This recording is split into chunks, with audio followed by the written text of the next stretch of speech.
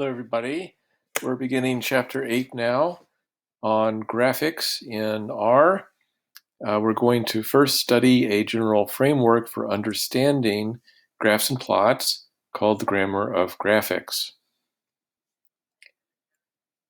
So there are several basic concepts about what constitutes a graph or a plot, and we're going to learn about them one by one.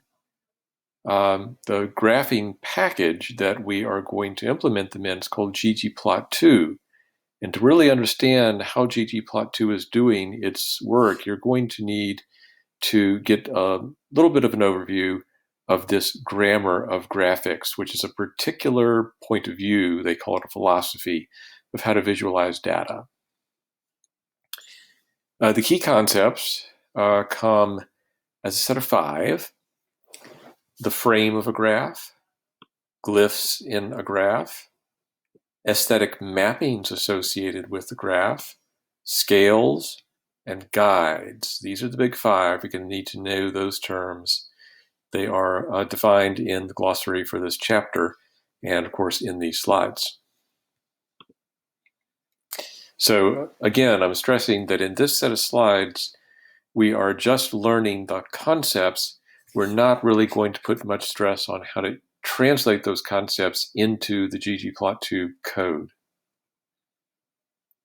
First of all, the frame. So what's a frame?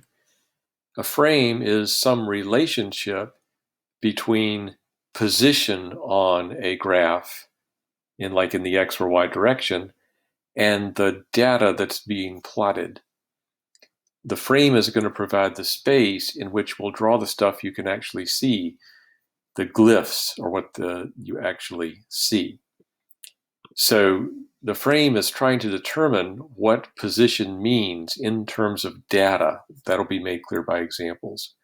We're going to work with 2-dimensional graphs, so quite often the frame is going to be specified using 2 variables. ggplot2 does not make 3-dimensional graphs.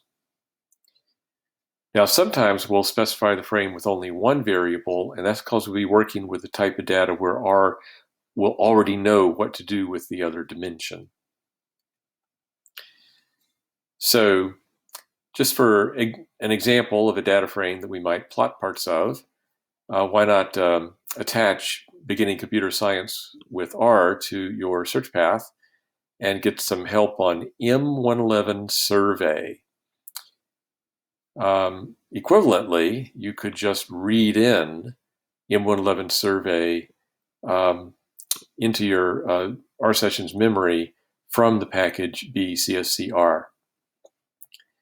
You'll see that it is a data frame with 71 rows and 12 columns, 1 for each variable.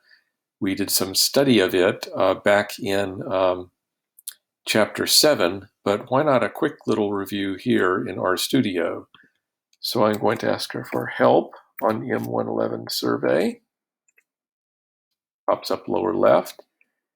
And while I'm at it, I'll ask for view of M111 survey.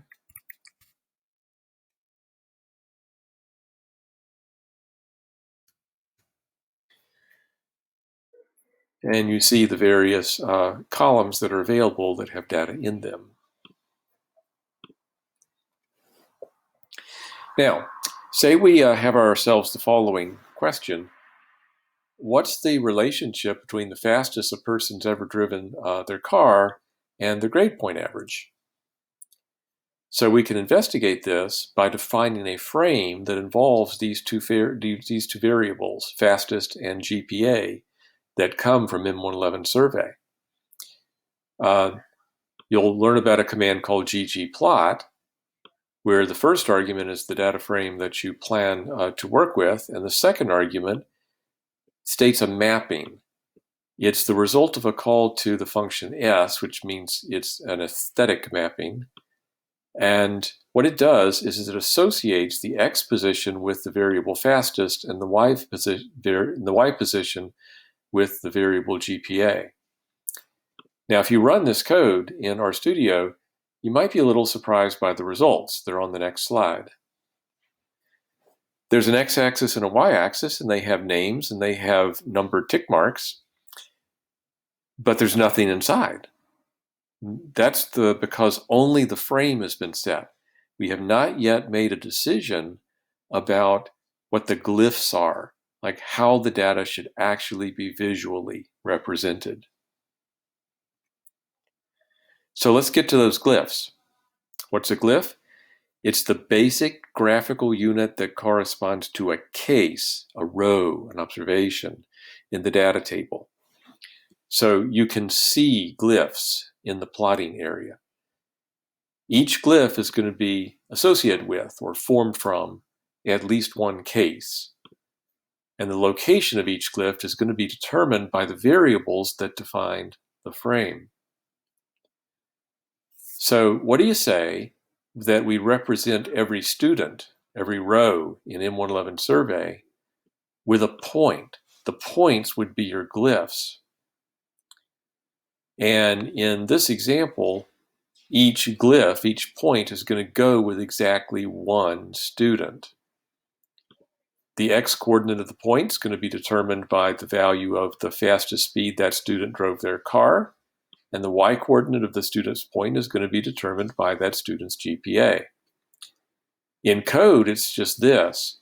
Same call to ggplot that you had before, but you add on, and you can go to a new line if you like for style.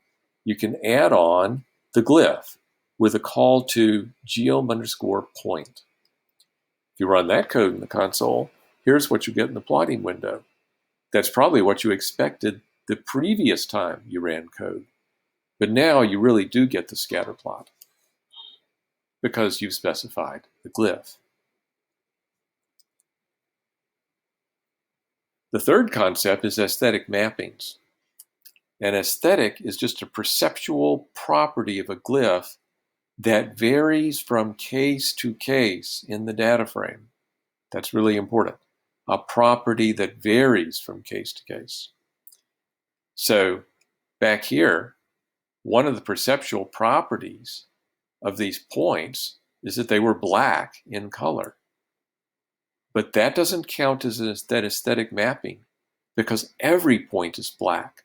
And so the color of the point did not vary from one student to another, one case to another. The shape of the points is round. That doesn't vary from one point to another. So that's also not an aesthetic mapping. Actually, the only two aesthetics that you know about so far are the location in the x direction and the location in the y direction. Those perceptual properties do vary from case to case. This case has an x location of about, 80 miles an hour, 60 miles an hour. This case has an x location of about 130 miles an hour. The x location varied from case to case, so x location was an aesthetic mapping, so is y location. So the frame already provides you two aesthetics. But when we think about aesthetic mappings, we usually think about other properties of the glyphs, such as their size, their color, or their shape. Those can be made to vary from case to case. For example, why don't we use the color of every point to indicate the sex of the student? In that case, we're mapping the visual property of color to the variable sex. It's an aesthetic mapping. How do you do it? All you have to do is just add another aesthetic mapping into your construction of the plot. And since you're doing this to the points, it's kind of natural to do it inside the call to geom point, although it could be done earlier on. The result is that the sexes have different colors. The females kind of have this reddish color and the males have this turquoise color.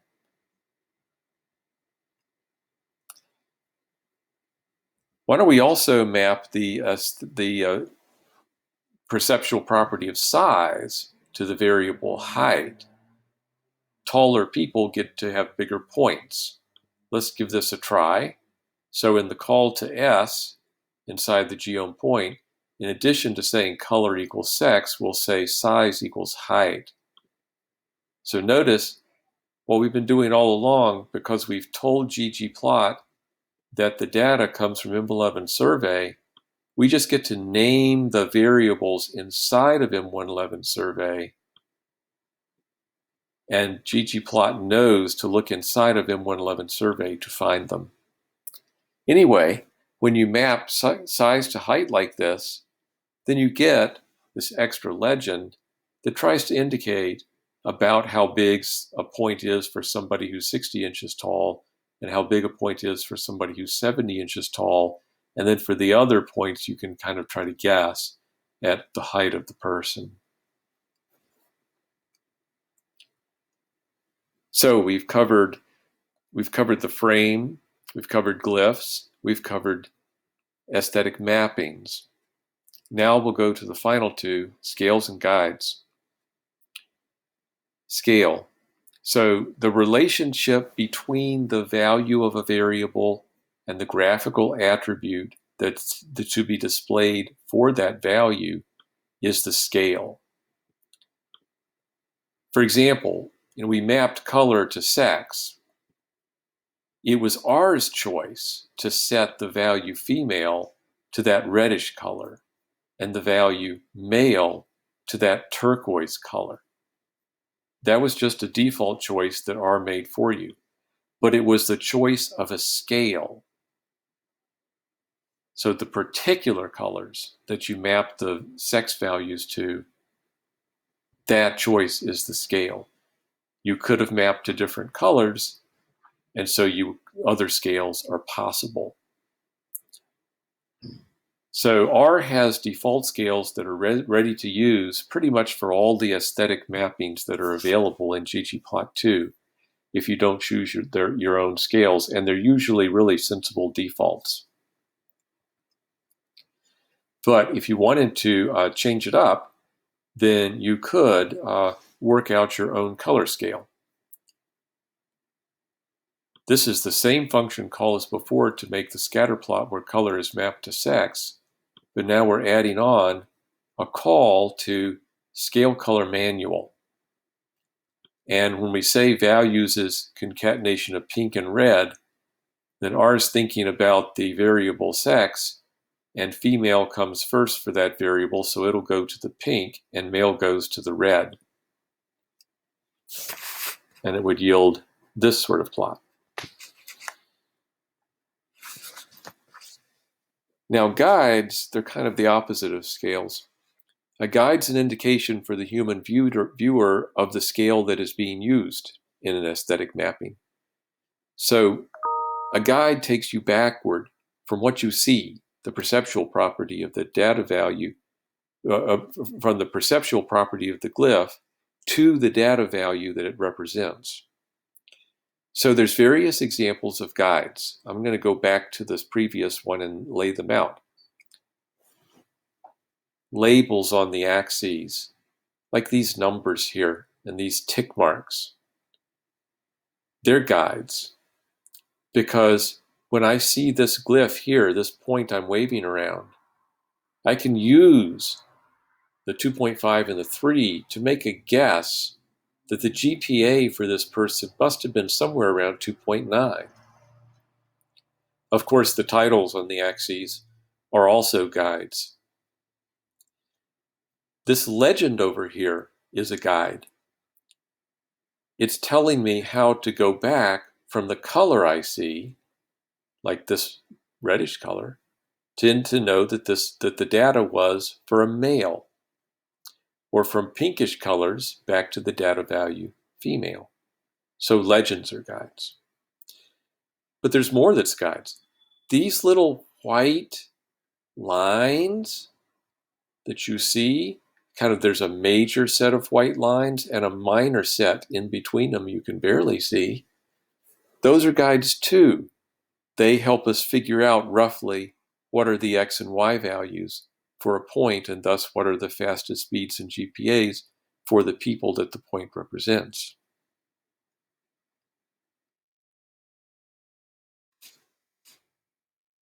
So for this scatter plot we've been making, the glyphs are those points, and each glyph represents one and only one row in the data frame. The frame is mapping X to fastest and Y to GPA. There was another aesthetic mapping. Color was mapped to sex. There were the scales for the three aesthetic mappings. There was that default pink and turquoise type of, the blue and turquoise type of scale for the color, but there were also scales for the X and the Y axis mappings. They were what you called the linear scales. A linear scale is same distance per unit difference. So like this is 50 miles per hour here. The same distance would be another 50 miles per hour. Here's half a GPA. This same difference is also half a GPA, and so on.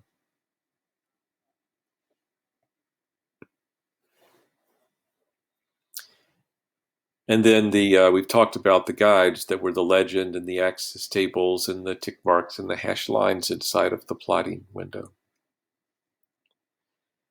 So what you'll want to do is just practice with more examples where you identify the 5 different elements that make up the graph.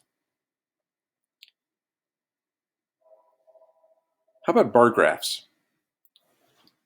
So you can set up your frame, say that you want to study the variable sex in the M111 survey data frame, and you decide to map X position to sex, but then you add on geom_bar. Now we've set up the frame with only one variable mapping X to sex, so you wonder how we might make a plot at all. But R is going to guess what to do with the y-axis. We're going to see in a minute. Here it is. So notice on the x-axis, sure enough, position is associated with values for sex. Female is here, male is here. Along the y-axis, when we asked for geom_bar, R figured that on the y-axis what you would want is for the height of the bar to represent how many people were in each group, how many females there were, 40, and how many males there were, 31. And R chose the variable name here, or R chose the name on the y-axis, count, for you. So something a little bit new in this example is that each glyph corresponds to more than one case. The glyphs were the 2 bars. One bar corresponded to 40 cases, 40 females, and the other corresponded to 31 cases, 31 males.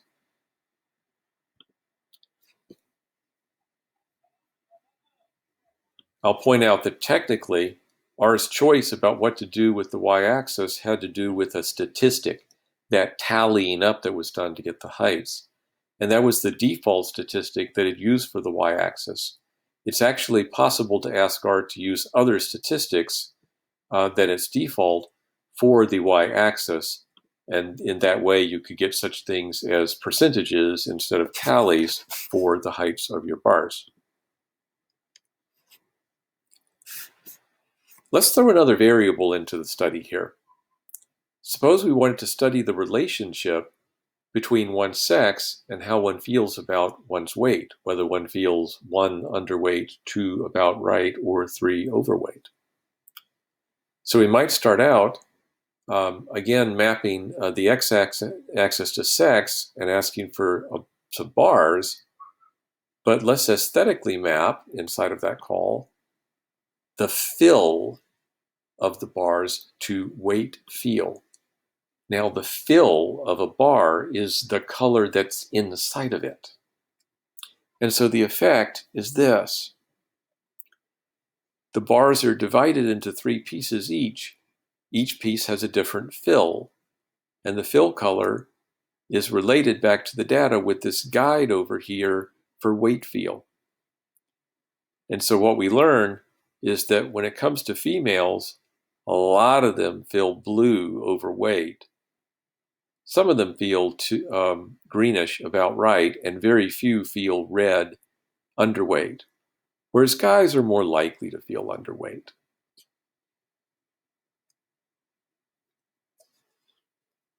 So just as practice, how many glyphs are in the sex and weight bar graph? I'm going to guess 6. 3 glyphs here, 3 glyphs here.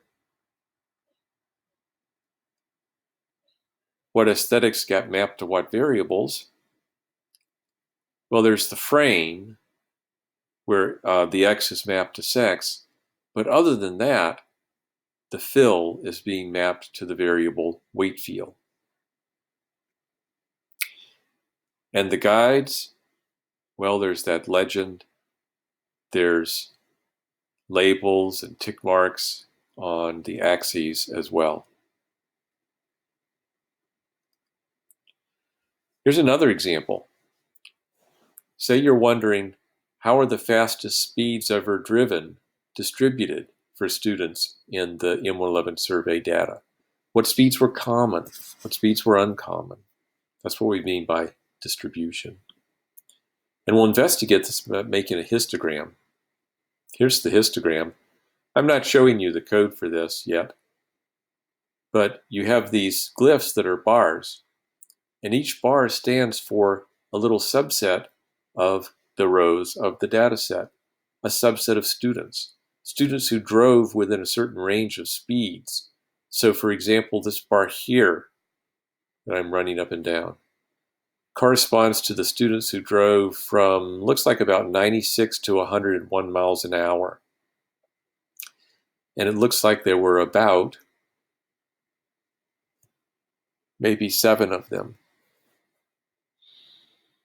And so the bars taken together give you an idea that a very typical speed for students was somewhere around 100 miles per hour, because a lot of the total area is around 100.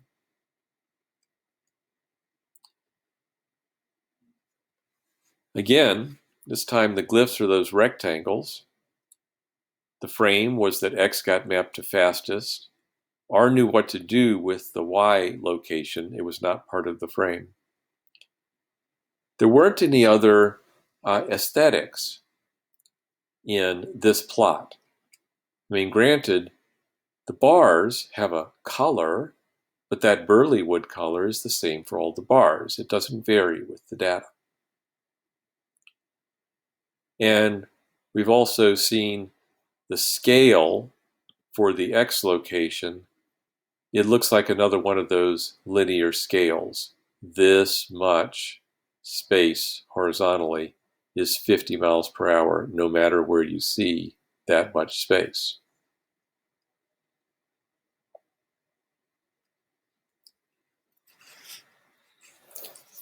With plotting, you can do layering.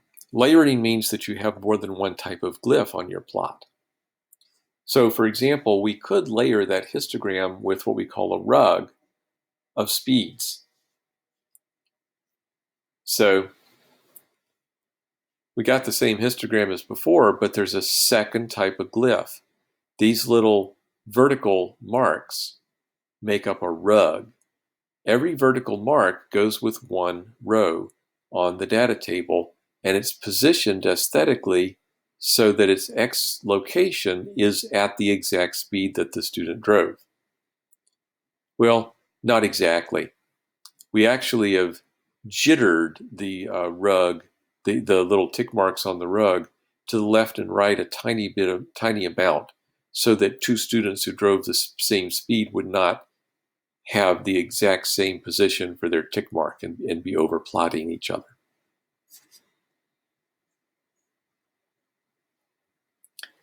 Here's a nice alternative to histograms, density curves. It's also used to describe the distribution of a numerical variable. So here's a density curve of the fastest speeds ever driven. It's based on the same data as the histogram, but you can see there's a curve here instead of rectangles. And the idea is that the y-axis, which has this kind of funny scale called density, is set up so that the total area underneath this curve, the total burley wood color you see there, is 1, standing for 100% of the students. And where the curve is high, there's going to be a lot of the students, a lot of the speeds driven around 100 miles an hour. Where the curve is low, the values for fastest are rare and spread out from each other.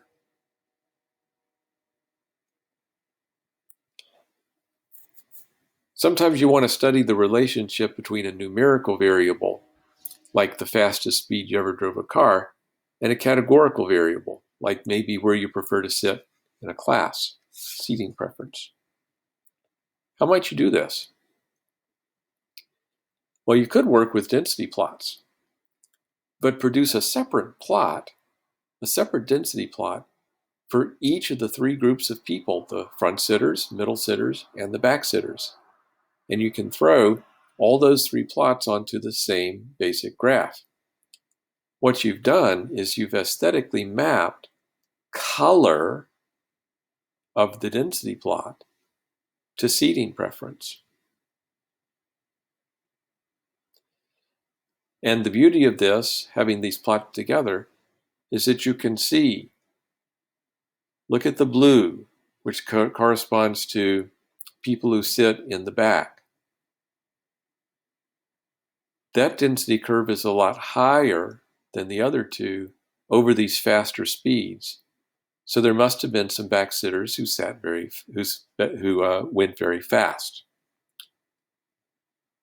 On the other hand, this curve, which I think is the front sitters, most of them went around 100 miles per hour. Very few went faster.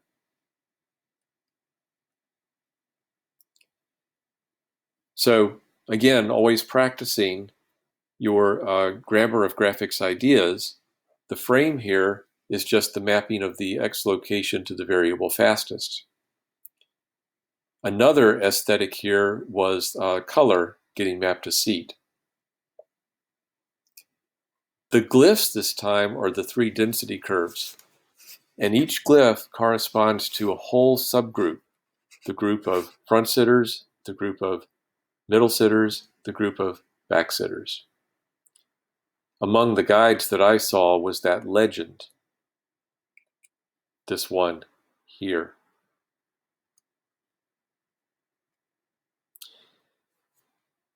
Violin plots are a nice alternative to density plots, especially when you're, as we are now, studying the relationship between a numerical variable and a categorical one. Here's violin plots. Each violin plot is really a density plot doubled up. So do you remember those middle sitters? They were here. If you take the density plot for the middle sitters and flip it upside down, so I'm trying to kind of draw its mirror image down here, and then turn it on its side, you'll get that violin plot here in the middle. That's the way each of these violin plots is formed. You take the density plot, flip it around, and stick it back together against itself. So the violin is going to be thick where the data values are common, and it's going to be thin where they're less common.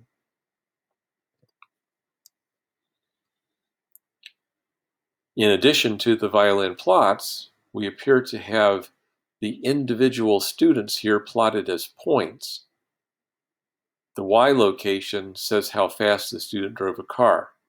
The X location is basically meant to be either over the one front, over the two middle, or over the three back, depending on the group of the student.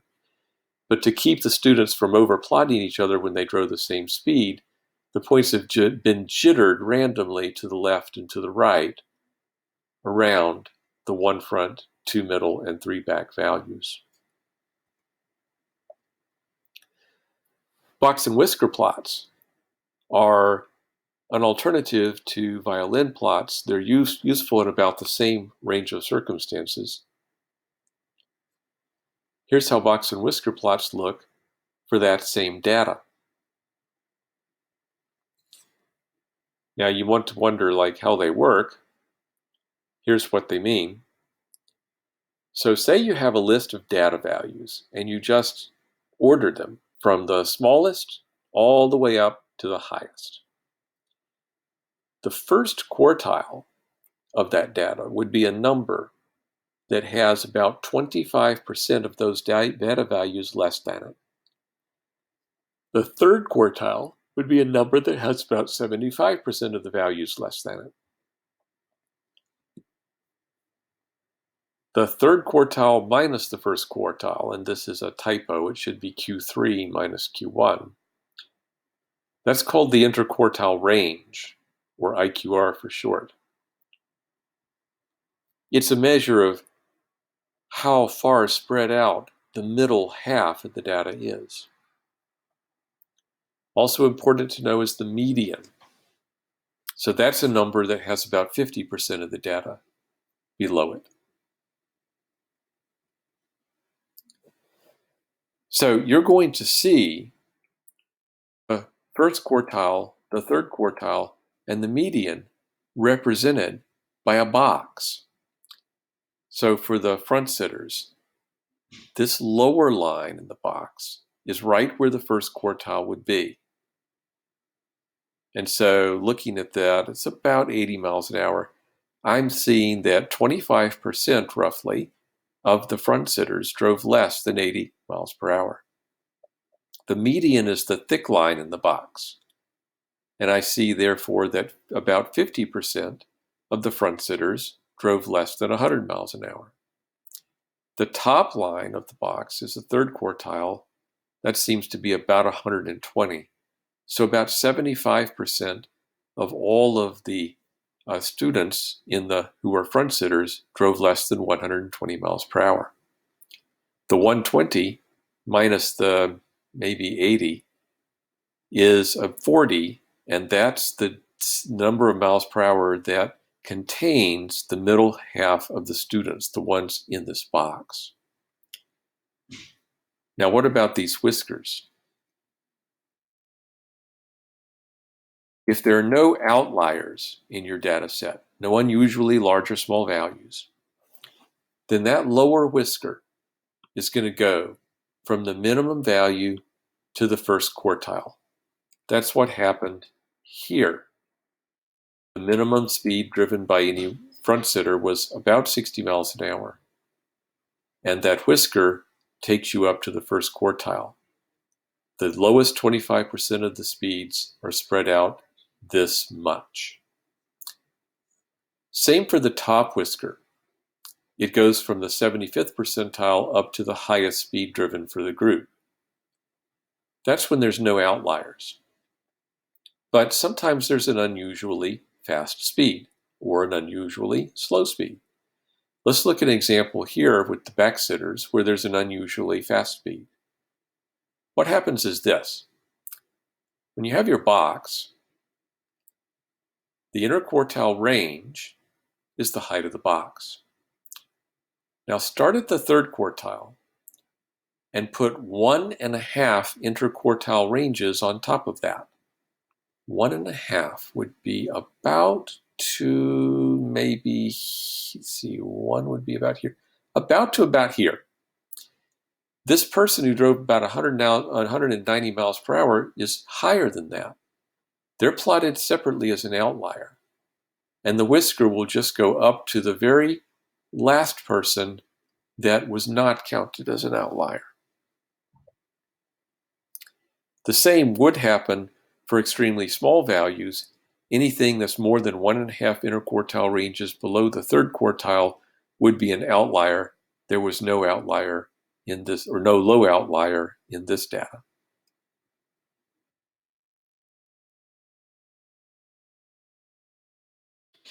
So if you want to use this slide as a review for how box plots work, you certainly can. There's really no limit to the kinds of graphs that you can form under the grammar of graphics philosophy. Here's just one more example. We won't learn to make any of these type of graphs in Chapter 8, but you should know they're out there. Choropleth maps. Choropleth is a Greek word. that comes from two Greek words. One is choros, region. The other is plethos, multitude. A multitude of regions. So a choropleth graph is a graph in which the frame is provided by some sort of map. And the regions might be countries or counties in the United States, cities in the United States, or other types of regions. So here's an example of a choropleth map where the color of the state, where the glyphs are states, and the color of the state is mapped aesthetically to the population of the state. As we can see from this legend here, the bluer colors represent higher populations. 3E07, 3 times 10 to the 7th power, 30 million. California has a big population in the many millions, thus the lighter color. The blacker states have the smaller populations.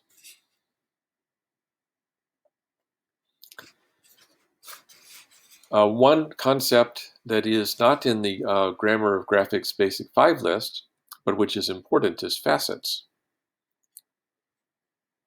Sometimes it's useful to split your graphs into separate plots, and this allows you to incorporate more variables into your study because there's a variable you'll do the splitting on. So for example, suppose you wanted to know, how does the fastest speed ever driven relate to both sex variable and to the seating preference variable? Well, look at this graph here. The X position is mapped to sex. The Y position is mapped to the fastest speed you ever drove a car.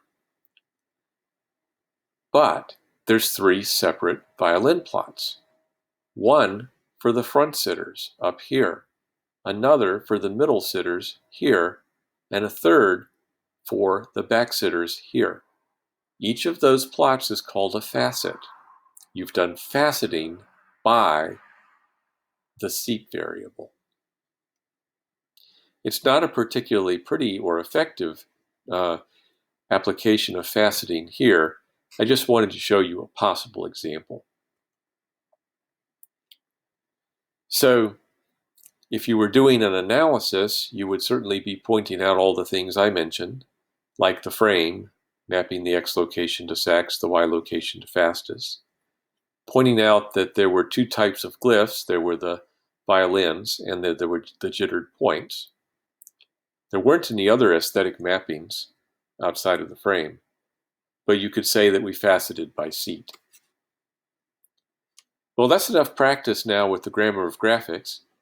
We got a little sense of the ggplot2 code that would make these graphs, but we'll get deeper into that subject in the next set of slides.